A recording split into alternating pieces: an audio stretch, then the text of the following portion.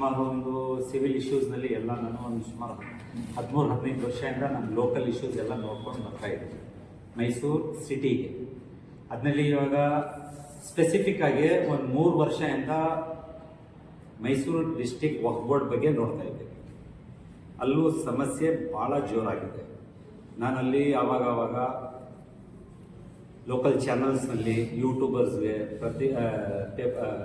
Electronic ಮೀಡಿಯಾಗೆ print ಮೀಡಿಯಾಗೆ ಎಲ್ಲ statements ಕೊಡ್ಕೊಂಡು ಬರ್ತಾ ಇದ್ದೀನಿ.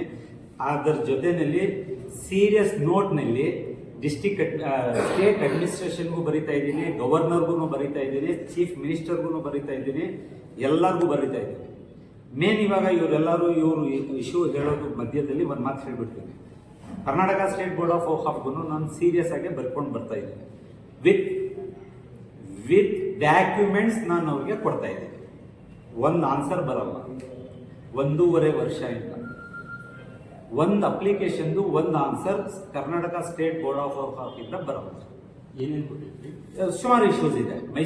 ಮೈಸೂರಿಗೆ ಸಂಬಂಧಪಟ್ಟಿದ್ದು, ಸ್ಟೇಟ್ಗೆ ಸಂಬಂಧಪಟ್ಟಿದ್ದೆಲ್ಲ ಮೈಸೂರು ಡಿಸ್ಟಿಕ್ಗೆ ಸಂಬಂಧಪಟ್ಟಿದ್ದು ಸುಮಾರು ಇಶ್ಯೂಸ್ಗೆ ಕೊಟ್ಟಿದ್ದೀನಿ. ಸುಮಾರು ದಾಖಲೆ ಇದೆ. ಲಗ್ಭಗ್ ಐ ಥಿಂಕ್ ನಿಯರ್ಲಿ 50 ಅಪ್ಲಿಕೇಶನ್ಸ್ ಏನೋ ಇದೆ. 50 ಅಪ್ಲಿಕೇಶನ್ನಲ್ಲಿ 1.5 ವರ್ಷ ಮೇಲೆ ಒಂದು ಜವಾಬು ಬರಲ್ಲ. ಎಲ್ಲಿಂದ? ಕರ್ನಾಟಕ ಸ್ಟೇಟ್ ಬೋರ್ಡ್ ಆಫ್ ವಕ್ಫ್ಯಿಂದ. ಇದಾಗಿದ್ದು Mysuru district Waqf board issue ಇದು. ಇದಕ್ಕೆ ಜೊತೆಯಲ್ಲಿ ಇವಾಗ ನನಗೆ ಒಂದು 6 ತಿಂಗಳ ಹಿಂದ್ಗಡೆ ಅನ್ವರ್ ಮಾಪಡಿ ರಿಪೋರ್ಟ್ ಬಗ್ಗೆನೂ ಗೊತ್ತಾಗ್ತದೆ. ಅನ್ವರ್ ಮಾಪಡಿ ಕಮಿಷನ್ ರಿಪೋರ್ಟ್ ಇದೆಯಲ್ಲ, ಅದು ಗೊತ್ತಾಗ್ತದೆ. ಆ ರಿಪೋರ್ಟ್ ಗೊತ್ತಾದ್ಮೇಲೆ ಅದರಲ್ಲಿ ಓಡಾಡೋದು ಟೈಮ್ನಲ್ಲಿ ಇನ್ನೊಂದು ದಾಖಲೆ ಸಿಕ್ಕಿದೆ. 2018ನಲ್ಲಿ ನಮ್ಮ ವಕ್ಫ್ ಮಿನಿಸ್ಟರ್ ಸಾಹೇಬರು ಜಮೀರ್ ಅಹಮದ್ ಸಾಹೇಬರು ಇವರು ಅಸೆಂಬ್ಲಿನಲ್ಲಿ ಒಂದು ಸ್ಟೇಟ್ಮೆಂಟ್ ಕೊಟ್ಟಿರ್ತಾರೆ. ಏನ್ ಸ್ಟೇಟ್ಮೆಂಟ್ ಕೊಟ್ಟಿರ್ತಾರೆ? ಅನ್ವರ್ ಮಾಪಡಿ ಕಮಿಷನ್ ರಿಪೋರ್ಟ್ ಬಗ್ಗೆ ಒಂದು ಸ್ಟೇಟ್ಮೆಂಟ್ ಕೊಟ್ಟಿರ್ತಾರೆ. ಇದೆಲ್ಲ ಮಿನಿಟ್ಸ್ ಇದು, ಅಸೆಂಬ್ಲಿ ಮಿನಿಟ್ಸ್ ಇದು. ಆ ಮಿನಿಟ್ಸ್ನಲ್ಲಿ ಏನಿದೆ ಅಂತ ಹೇಳಿದ್ರೆ, ಏನು ಸ್ಟೇಟ್ಮೆಂಟ್ ಕೊಟ್ಟಿರ್ತಾರೆ ಅಂದ್ರೆ, ಇವರು ವಾಯ್ದೆ ಮಾಡಿರ್ತಾರೆ. ಬಿಜೆಪಿ MLAs ಒಂದು ಕ್ವಶನ್ ರೈಸ್ ಮಾಡ್ತಾರೆ ಈ ಸಬ್ಜೆಕ್ಟ್ ಇಶ್ಯೂ ಮಾಡ್ಕೊಂಡು. ನಾನು ಕೇಳ್ಕೊಳ್ಳೋದು ಇಷ್ಟೇ, ಇವಾಗ ಇವ್ರು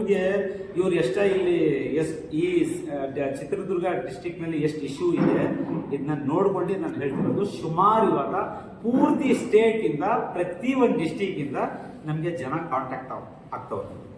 ಎಲ್ಲ ಕಡೆ ಸಮಸ್ಯೆ ಇದೆ, ಸೀರಿಯಸ್ ಇಶ್ಯೂಸ್ ಇದೆ, ಎಲ್ಲ ಅಕ್ರಮಗಳು ಇದೆ. ಯಾರು ಕೇಳೋರಿಲ್ಲ, ಇವ್ರಿಗೆ ಯಾರು ಮಾಡೋರಿಲ್ಲ. ಏನಂತ ಹೇಳೋಣ ಲಾಸ್ಟ್ನಲ್ಲಿ ಫೈನಲಿ ಹೇಳಕ್ ಹೋದ್ರೆ ಯಾರು ಏನು ಕಿತ್ಕೊಳ್ತಾರೋ ನಮ್ದು ಅಂತ ಅವರು ಯಾವುದಕ್ಕೂ ಬೊಗ್ಗಲ್ಲ.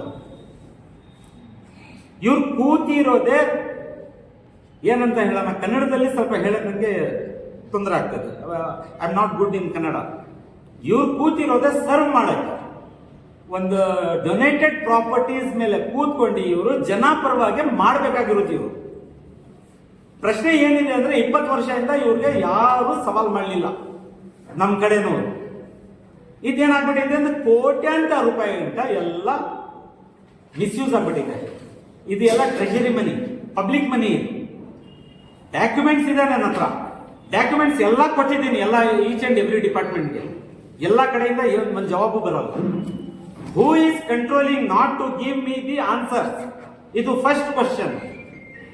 ಸುಮಾರು ನಾನು ಅದೇ ಹೇಳ್ತಾ ಇದ್ದೀನಿಲ್ಲ, Karnataka state board of Waqf ಇಂದ ಒಂದು ಜವಾಬ್ ಬರಲಿಲ್ಲ ಅಂದ್ರೆ someone is trying to hold my queries.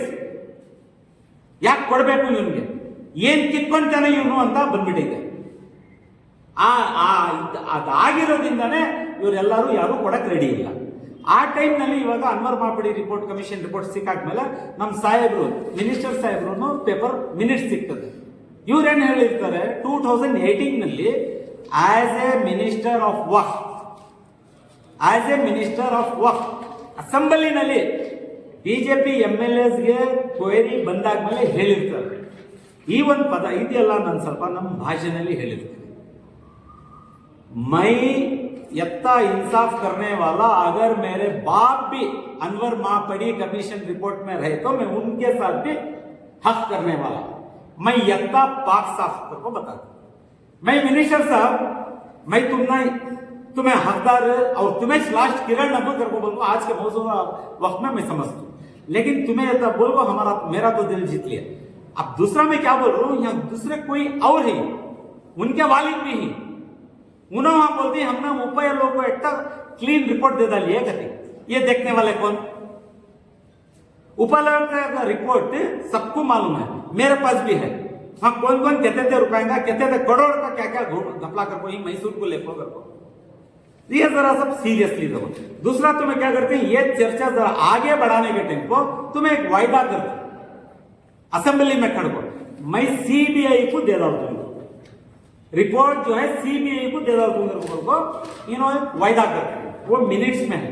मैं यथा चाह रहा हूं मिनिस्टर साहब, सबकी अपनी अपनी परेशानी है, सब अपनी अपनी जगह से सब क्या की गुजारिश करती हैं, कौन क्या की बोलती, सबको ये कहे स्टेट वक्फ बोर्ड में जब मैं देख लेगा हूं, स्टेट वाले को सुन लेगा हूं, ये डिस्ट्रिक्ट भी कोसी भी मिस्टर क्लीन करको नहीं है। ನಿಮಗೆ ದುರ್ಗದಲ್ಲಿ ಏನೇನು ಸಮಸ್ಯೆ ಆಯ್ತು, ಏನೇನು ಮಾಡಿದ್ರೆ? ಸರ್ ಹೇಳಿದ್ರಲ್ಲ, ಕೋಟಿ ಗಂಟೆ ಎಲ್ಲ ಆದಾಯ ಆಗ್ತಾ ಐತೆ, ಅದ್ರಲ್ಲಿ ನಮ್ಮ ಜನಕ್ಕೆ ಕೊಡಬೇಕು ಅಂತ ಇದು ಇದರಲ್ಲಿ ಒಂದು ಸರ್ಕ್ಯುಲರ್ ಇದೆ, 30% ನೀರು ಬಡವರ ಪಕ್ಷಕ್ಕೆ ತೆಗಿಬೇಕು, ಅವ್ರ ಎಜುಕೇಶನ್ಗೂ ಅವ್ರ ಹೆಲ್ತ್ ಪ್ಲಾನ್ಗೆ।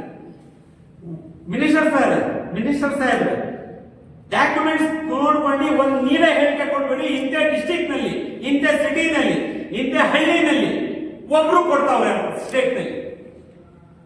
ಬಹಳ ಆಸೆ ಇದೆ ನಿಮ್ ಬಾಯಿಂದ ಕೇಳಬೇಕು ಅಂತ, ದಯವಿಟ್ಟು ಕೊಡ್ಬಿಡಿ। ಇದೆಲ್ಲ ನಾವು ಸ್ವಲ್ಪ ಹಿಂಗ್ ಹೇಳ್ತಾ ಇದೀವಿ ಅಂತ ಹೇಳ್ಬಿಟ್ಟು ಫುಲ್ ನೋವು ಇದೆ ನಮ್ಗೆ।